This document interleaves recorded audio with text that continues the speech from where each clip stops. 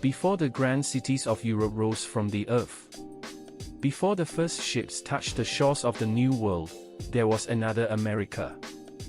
A world of kings and priests, of temples and pyramids, of people who worshipped the sun and studied the stars. They built the largest city north of Mexico, a city forgotten by time, buried beneath the soil of Illinois. This is the story of Cahokia, the lost empire of ancient America. Thousands of years before Columbus, native people across North America were already shaping the land. They built mounds, temples, and sacred circles. These were not random hills, they were monuments aligned with the sun, used for ceremonies, burials, and gathering. From Ohio to the Mississippi Valley, their designs grew more complex. And around the year 1050 AD, a city began to rise, one that would outshine them all. That city was Cahokia. Cahokia stood near the Mississippi River, a land rich with soil, water, and trade routes. Here, thousands came together, farmers, craftsmen, traders, priests, and warriors. By 1100 AD, Cahokia had grown into a massive metropolis, home to over 30,000 people, larger than London or Paris at the time. Wooden houses filled the plains. Markets buzzed with trade. Drums echoed in the air. The people believed they lived at the center of the world, a sacred land chosen by the gods.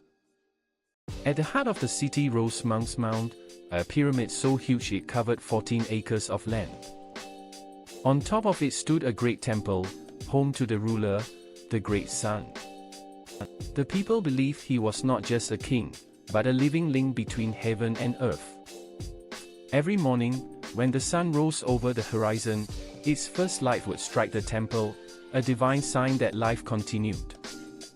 Below, thousands gathered in the central plaza, offering prayers and dances to the spirits of sky and soil. Cahokia wasn't just a city, it was an observatory. The people built a huge wooden circle called Woodhenge, perfectly aligned with the sun during the solstices. When the first light of dawn struck through its poles, priests could tell when to plant crops, when to harvest, and when to hold ceremonies. Their understanding of astronomy was remarkable. They mapped the heavens with the same precision as ancient civilizations across the world. Life here was rich and organized. Farmers grew corn, beans, and squash, the three sisters that sustained generations. Craftsmen shaped shells into jewelry, copper into art, and stone into sacred figures. Children played near the riverbanks. Women wove mats and pottery. Elders told stories of the sky people. At night, fires lit the mounds like stars on the earth, as the people prayed to the spirits of wind and water. Cahokia was ruled by faith as much as by power. The great sun and his priests claimed authority from the gods.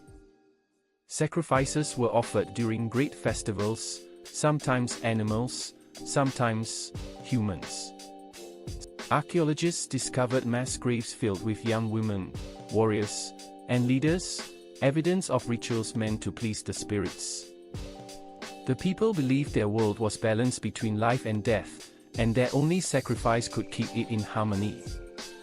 At its peak, Cahokia was the heart of a vast network. Traders came from hundreds of miles away, from the Great Lakes, the Gulf of Mexico, and the Rockies. They brought obsidian, shells, pearls, copper, and ideas, stories, songs, and beliefs. The city thrived. The fields were full. The temples glowed in the sun. It was a time of unity and strength, a golden age for the people of Cahokia. But greatness never lasts forever. Around 1250 AD, something changed. The river flooded more often. Crops began to fail. The summer heat grew unbearable. Tensions rose between rich and poor, between priests and farmers. Wars broke out among neighboring tribes. And slowly, people began to leave. By 1350 AD, the great city of Cahokia was silent. The temples crumbled. The plazas filled with grass. Only the wind moved across the mounts. No one knows exactly why. Maybe drought. Maybe war. Maybe disease. But the people who once built a city of the sun faded into the forest, their names lost to time. For centuries, the mounds lay hidden, covered by trees and forgotten by history. When Europeans arrived, they could not believe such wonders were built by native hands. But modern archaeology has proven otherwise. Cahokia was a Native American metropolis, a place of innovation, faith, and wisdom. Today, Monk's Mound still stands, a silent witness to a forgotten empire. It whispers of a time when Native Americans ruled the heart of this land, not with iron or gold, but with spirit and harmony.